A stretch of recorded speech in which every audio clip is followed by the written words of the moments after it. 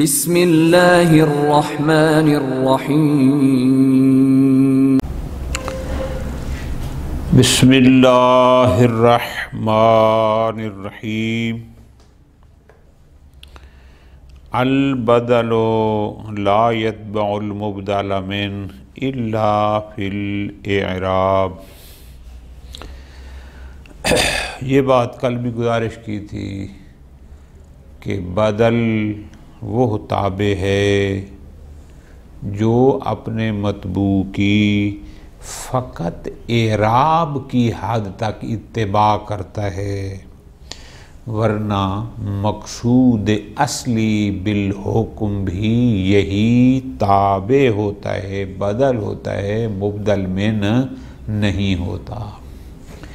آج اس نقطے کو وضاحت کے ساتھ استاد شرطونی بیان فرما رہے ہیں کہ بدل فقط اعراب کی حد تک مبدل من کا تابع ہوتا ہے، ٹھیک ہے جی۔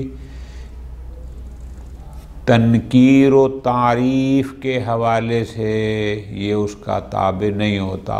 ممکن ہے مبدل معرفہ ہو، بدل نکرہ ہو، ممکن ہے مبدل نکرہ ہو اور بدل معرفہ ہو۔ اسی طرح اسم ظاہر اور ضمیر ہونے کے لحاظ سے ممکن ہے مختلف ہوں کہ بدل اسم ظاہر ہو، مبدل من ضمیر ہو، ممکن ہے بدل ضمیر ہو، مبدل اسم ظاہر ہو۔ تو پس فقط اعراب کی حد تک یہ بدل اپنے مبدل من کا تابع ہوتا ہے، باقی ہر چیز میں یہ اس کا تابع نہیں ہوتا۔ اور سب سے بڑی بات جو کل گزارش کی تھی کہ جو پہلے نسبت مبدل من کی طرف ہوتی ہے، مقصود واقعی اس حکم اور نسبت کا بھی یہی بدل ہوتا ہے، نہ کہ مبدل من، ٹھیک ہے۔ آسان ایک ایک سطر کے حکم ہیں، ساتھ انہوں نے خود مثالیں بھی دی ہیں، تھوڑی سی توجہ کریں تو بالکل آسان اور چلتے جائیں گے۔ فرماتے ہیں البدل لا يتبع المبدل من الا فی الاعراب۔ بدل مبدل من کا تابع نہیں ہوتا مگر اعراب میں۔ کیا مطلب؟ یعنی بدل فقط اعراب کی حد تک مبدل من کے تابع ہوتا ہے کہ جو اعراب مبدل من کا ہوگا، مطبوع کا ہوگا، وہی اعراب اس بدل تابع کا ہوگا۔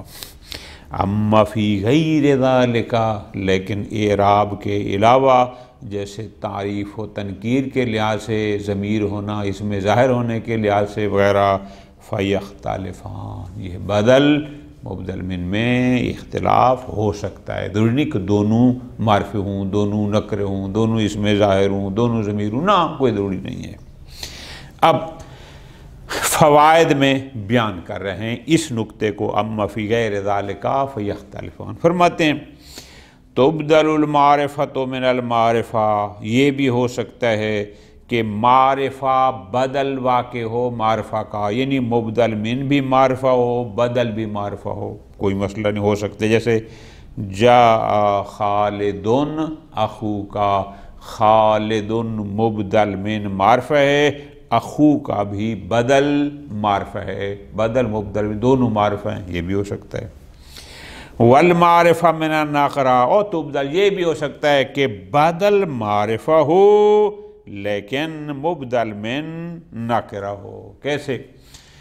الفعل قسمان الجامد والمشتق، اب قسمان نکرہ ہے، مبدل من ہے، الجامد والمشتق یہ بدل تفصیل ہیں جو کہ معرفہ ہیں، ٹھیک ہو گیا جی۔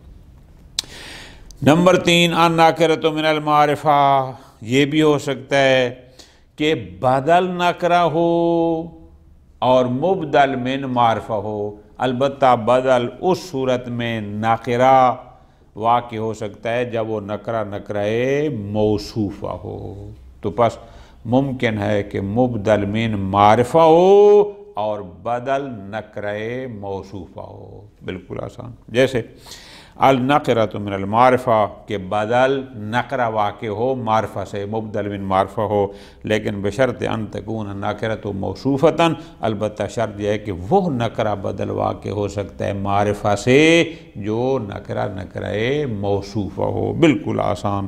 مررت بزید رجل عالم، زید مبدل من معرفہ ہے اور رجل نکرہ ہے، لیکن چونکہ اس کے ساتھ عالم کی صفت ہے، یہ نکرہ موصوفہ جو بدل واقع ہوا زید معرفہ سے جو کہ مبدل من ہے۔ ٹھیک ہو گیا آسان۔ اسی طرح فرماتے ہیں کہ بدل و مبدل من کا ضمیر اور اسم ہونے میں بھی اختلاف ہو سکتا ہے۔ فرماتے ہیں وَيُبْدَلُ الْمُضْمَرُ مِنَ الظَّاہِرِ، یعنی ضمیر اسم ظاہر کا بدل واقع ہو سکتی ہے، یعنی مبدل من اسم ظاہر ہو جبکہ بدل ضمیر ہو، کوئی مشکل نہیں۔ جیسے رأیت اخاک ایاہ، اخاک اسم ظاہر ہے جبکہ ایاہ ضمیر ہے جو اخاک کا بدل واقع ہوئی ہے۔ اسی طرح فرماتے ہیں الظاہر من المضمر الغائب کہ اسم ظاہر بدل واقع ہو ضمیر غائب سے، کہ مبدل من ضمیر غائب ہو جبکہ بدل اسم ظاہر ہو۔ بالکل آسان۔ جیسے رأیتہ اخاکا، اخاکا اسم ظاہر بدل ہے رأیتہ کی ہو ضمیر غائب سے۔ ٹھیک ہو گیا جی آسان۔ نیچے کچھ انہوں نے حواشی دیے ہوئے ہیں، وہ البتہ آپ دیکھ لینا، فی الحال ہم اس کو پڑھتے ہیں جو اصل متن ہے۔ اس طرح فرماتے ہیں نمبر 2 المضمر من المضمر، یہ بھی ہو سکتا ہے کیا کہ بدل بھی ضمیر ہو اور مبدل من بھی ضمیر ہو، کہ ضمیر مبدل من کا بدل بھی ضمیر ہو، کوئی مسئلہ نہیں، ہو سکتا ہے۔ البتہ اذا کان ضمیر نصب، البتہ مبدل من ضمیر کا بدل بھی ضمیر واقع ہو سکتا ہے بشرطے کہ دونوں ضمیر منصوب کی ہوں، مرفوع اور مجرور کی نہ ہوں۔ جیسے رأیتہ ایاہ، رأیتہ میں ہو یہ ضمیر ظاہر ہے، چونکہ رأیتہ کی یہ محلاً منصوب ہے، اس کا مفعول واقع ہو رہی ہے، لہذا یہ نصب منصوب ہے، لہذا یہ مبدل من ہے، ایاہ اس کا بدل ہے، اور یہ بھی چونکہ بدل ہے، بدل ایک رابع کو ہوتا ہے، یہ بھی محلاً منصوب ہے۔ ٹھیک ہو گیا جی۔ تیسری چیز فرماتے ہیں وہ یہ ہے یبدل الفعل من الفعل، فعل کا بدل فعل واقع ہو سکتا ہے۔ کیا مطلب؟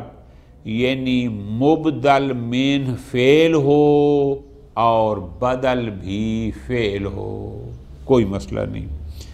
البتہ اذا اتفقا فی الزمان، فعل کا بدل اس صورت میں فعل واقع ہو سکتا ہے جب زمانے کے لحاظ سے دونوں متفق ہوں، یعنی یا دونوں ماضی کے معنی میں استعمال ہوں یا دونوں مضارع کے معنی میں حال میں استعمال ہوں، استقبال میں جو بھی ہے، بلحاظ زمانہ اگر دونوں فعل متفق ہیں، بے شک لفظ و معنی کے لحاظ سے مختلف کیوں نہ ہوں، معیار ہے زمانے کے لحاظ سے۔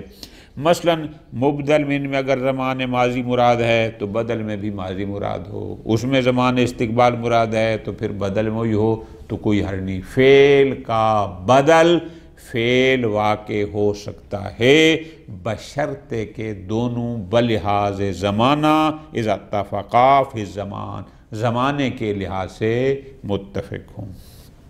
مثال من یفعل ذالک، جو یہ کام کرے گا، یلقا اثامن، وہ اثام اسم برائی گناہ کی سے ملاقات کرے گا، یضاعف لہ العذاب یوم القیامہ، قیامت کے عذاب میں یعنی وہ اضافہ مضاعف ہوگا، ڈبل ہوگا۔ اب یہاں پر ہمارا محل شاہد یہ ہے یلقا یضاعف، کہ یضاعف بدل ہے یلقا فعل کا، چونکہ یلقا میں بھی زمانہ استقبال کا مراد ہے، یضاعف میں بھی زمانہ استقبال کا مراد ہے، چونکہ بلحاظ زمانہ متفق ہیں، اگرچہ بلحاظ معنی اور لفظ مختلف ہیں۔ یلقا ملاقات کرے گا، یضاعف یعنی او دو گنو ہوگا، لیکن چونکہ بلحاظ زمانہ دونوں ایک زمانے کے لیے استعمال ہوئے ہیں، لہذا یلقا کا بدل یضاعف واقع ہوا۔ ٹھیک ہو گیا جی، آسان۔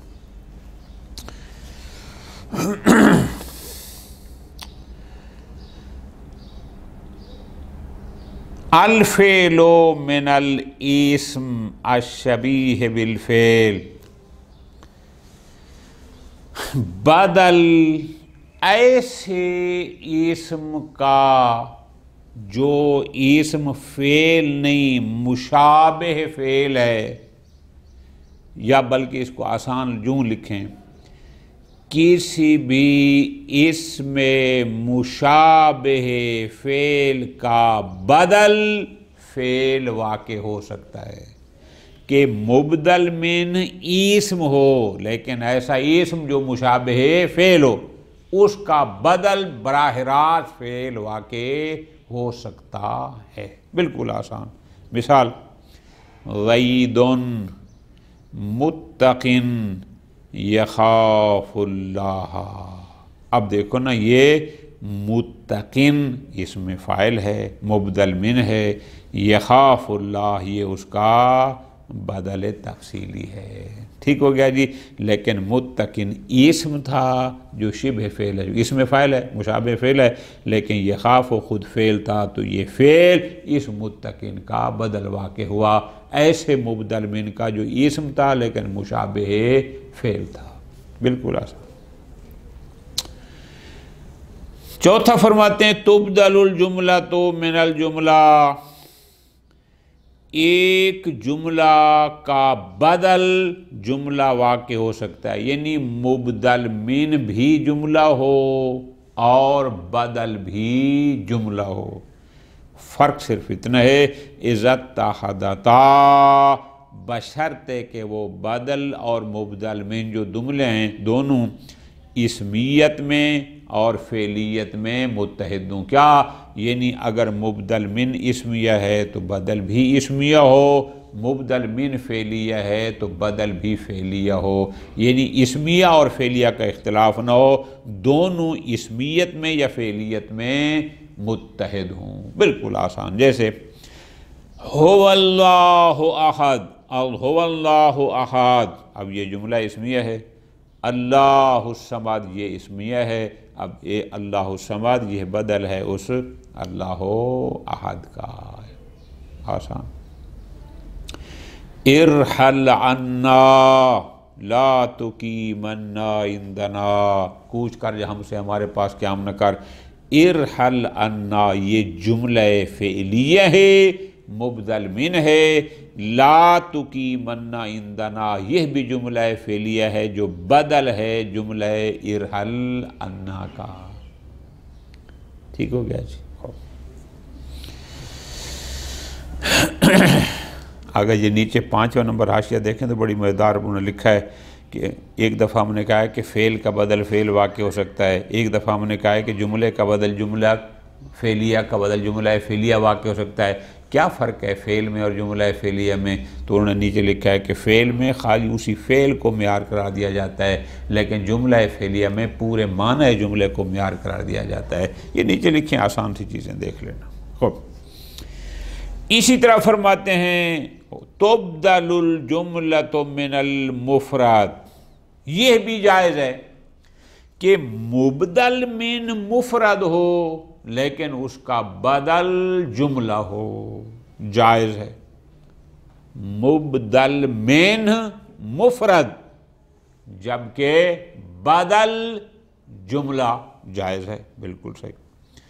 عرفت زیدن، میں نے پہچانا زید کو، ابو من، ابو من ہوا، وہ کس کا باپ ہے؟ اب زیدن مفرد مبدل من ہے، ابو من ہوا یہ اس کا بدل ہے جو کہ جملہ ہے. زیدن مبدل من مفرد، ابو من ہوا جملہ اس کا بدل. المفرد من الجملہ، اسی طرح فرماتے ہیں کہ یہ بھی جائز ہے کہ مبدل من جملہ ہو لیکن بدل مفرد ہو، اور پہلے کا برعکس، دونوں جائز ہیں. قلت لا الہ الا اللہ کلمۃ الاخلاص. لا الہ الا اللہ یہ پورا جملہ ہے، مبدل من ہے، کلمۃ الاخلاص کلمہ مفرد ہے جو اس کا بدل ہے. بالکل آسان. خوب، یہاں تک ایک بات ہوگی. یہ ساری نکات سمجھا رہے تھے کس بات کے کہ بدل مبدل من کا فقط اعراب کی حد تک تابع ہے، باقی چیزوں میں تابع نہیں ہے. ختم ہوگی بات. ایک اور فائدہ وہ یہ ہے کہ ابھی تک ہم نے جتنی مثالیں دی ہیں بدل مبدل من کی، ہر جگہ مبدل من کلام میں مذکور تھا. اس چھٹے فائدہ میں یہ سمجھانا چاہ رہے ہیں کہ ممکن ہے مبدل من کلام میں لفظاً مذکور نہ ہو لیکن بدل اس کا واقع ہو. فرماتے ہیں اس لیے کہ وہاں مبدل من مقدر ہوگا. یہ بھی جائز ہے. یبدل مما سکت من الکلام، جو چیز کلام سے ساکت ہو. کیا مطلب؟ یعنی مبدل من کو کلام میں ذکر نہ کیا گیا ہو، اس غیر مذکور لفظی کا بدل واقع ہو سکتا ہے. یہ بھی صحیح ہے. لم یذہب الا زید، اب یہ زید بدل ہے، مبدل من کلام میں ذکر نہیں ہے لیکن پھر بھی جائز. اصل تھا لم یذہب احد الا زید. ٹھیک ہو گیا. اسی طرح لا الہ الا اللہ، ایک ترکیب اس کی یہ ہے کہ لا الہ موجود الا اللہ، کہ لفظ اللہ بدل ہے موجود محذوف میں ہوا ضمیر مستتر سے. ایک یہ ہے. اور بعض کہتے ہیں کہ الہ چونکہ جو محل مبتدا میں تھا لہذا اس کے محل پر اس کا جو ہے وہ بدل ہے، لیکن زیادہ تر وہی مشہور ہے. زیدن اضرب ہو، اب زیدن اضرب ہو فرماتے ہیں اصل جملہ تھا اضرب زیدن اضرب ہو، تو اب یہاں پر اضرب محذوف تھا، سمجھا گیا، لیکن اس کا بدل بعد میں اضرب آ گیا. جائز ہے. ختم. ساتواں فائدہ توجہ کے ساتھ. اب یہ ساری ڈیٹیل کا اب خلاصہ آ رہا ہے. نئی چیز ہم نے کہا تھا کہ بدل الکل من الکل، بدل البعض من الکل، بدل الاستعمال، بدل التفصیل، بدل مباین، یہ ہم نے بدل کی اقسام بیان کی تھی. اب چاہے مفرد کا بدل مفرد ہو، جملہ کا بدل جملہ ہو، فعل کا بدل فعل ہو، وہ ساری اقسام یہاں پر بھی آ سکتی ہیں. یعنی کیا؟ مبدل من جملہ ہے، بدل جملہ ہے، ممکن ہے وہ بدل کل من الکل ہو، ممکن ہے بدل البعض من البعض ہو، ممکن ہے بدل الاستعمال ہو. اسی طرح اگر فعل کا بدل فعل ہے تو ممکن ہے دوسرا فعل بدل کل من الکل ہو، بدل البعض ہو، بدل الاستعمال ہو وغیرہ. یعنی جو اقسام بدل اور مبدل مفرد کی صورت میں جو بدل کی ہم نے 4-5 اقسام بنائی تھیں وہ ساری افعال میں جملات میں بھی بالکل اسی طرح ہوتی ہیں. یہاں پر بھی بدل کل بھی ہوگا، بدل البعض بھی ہوگا، بدل استعمال بھی ہوگا، بدل تفصیل بھی ہوگا الی آخر. کل ما یقع فی الاسماء من انواع البدل، کہ جب بدل اسم ہو تو ہم نے کہا تھا اس کی اقسام ہیں، بدل، کل، بعض، استعمال، وہ تمام انواع یقع فی الافعال والجمل۔ اگر بدل فعل واقع ہو رہا ہو تو بھی وہی قسمیں یہاں ہو سکتی ہیں، بدل جملہ واقع ہو رہا ہو تو بھی ممکن ہے کہ وہ جملہ بدل کل من الکل ہو، ممکن ہے جملہ بدل البعض ہو، ممکن ہے جملہ بدل الاستعمال ہو الی آخرہ۔ اس طرح افعال میں آگے مثالیں دے رہے ہیں، فَيُبْدَلُ الْفِعْلُ مِنَ الْفِعْلِ، ممکن ہے کہ مبدل من بھی فعل ہو اور بدل بھی فعل ہو، تو جو بدل فعل ہے وہ اقسام بدل میں سے بدل الکل من الکل ہو، جائز ہے۔ مثلا مَتَى تَأْتِنَا، جب تو ہمارے پاس آئے گا، تُلْمِم بِنَا، تو ہمارے پاس نزول کر، یعنی آپ، فی دیارنا تجدو حطبا، تو ہمارے گھروں میں دیکھے گا کیا؟ حطب، یعنی مراد کیا؟ لکڑیاں، مراد کیا؟ جو جب بھی ہمارے پاس ہے گا، ہم اتنے سخی ہیں کہ یہاں کھانے پک رہے ہوتے ہیں، لکڑیاں جل رہی ہوتی ہیں۔ خوب، یہ تو بات تھی۔ ہمارا محل شاید کیا ہے؟ تأتنا تلمم، متا تأتنا ہوتا ہے آنا، تلمم آنا ہوتا ہے نازل ہونا۔ اب تأتنا یہ تأتے یہ فعل ہے مبدل من، تلمم یہ اس کا بدل ہے، فعل کا بدل فعل، لیکن دونوں یہ بدل کل من الکل ہے، یعنی تلمم بالکل عین تأتنا ہے، تلمم بنا اور تأتنا میں کوئی فرق نہیں ہے۔ ٹھیک ہو گیا۔ بدل استعمال کی مثال وہ ہو سکتا ہے کیسے کہ فعل بدل الاستعمال ہو، ہے بدل استعمال ہے، کیسے؟ من یصل الینا، جو ہم تک پہنچے گا، یستعن بنا، ہم سے مدد چاہے گا، یعن مدد کی جائے گی۔ اب یصل اور یستعن، یصل مبدل من ہے، یستعن بدل ہے، لیکن بدل استعمال، کیوں؟ چونکہ جو ہم تک آئے گا وہ متضمن معنی استعانت کے، وہ ہم سے مدد طلب کرے گا۔ اب مدد طلب کرنا تو اس کی جزء حقیقی نہیں بلکہ اس معنی پر کو متضمن ہے، حکم ہے، تو اس لحاظ سے ہم کہہ رہے ہیں کہ یستعن یہ بدل استعمال ہے یصل کا۔ بدل بعض من الکل، اسی طرح کہ فعل بدل ہو لیکن وہ بدل بعض من الکل ہو، وہ کیسے؟ ان تصلی، اگر تو نماز پڑھ، تسجد للہ، اللہ کے لیے سجدہ کر، یرحم کا، اللہ پر رحم کرے گا۔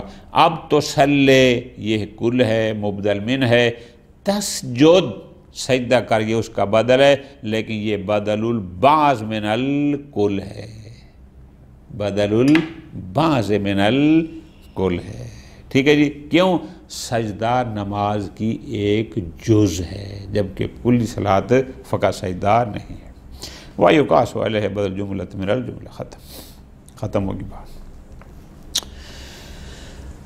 8ویں نمبر پر ایک اور نقطہ بیان فرما رہے ہیں